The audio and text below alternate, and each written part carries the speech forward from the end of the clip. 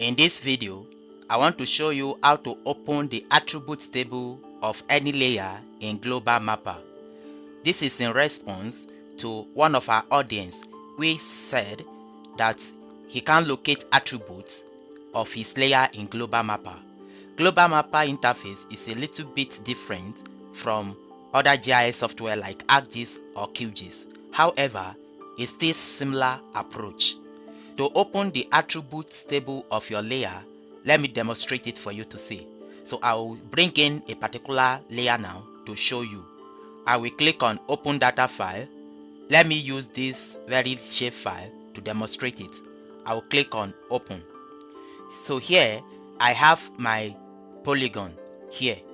If I want to check the attributes of this very layer, to do it, come to the layer and right click it, and you can see edit attributes.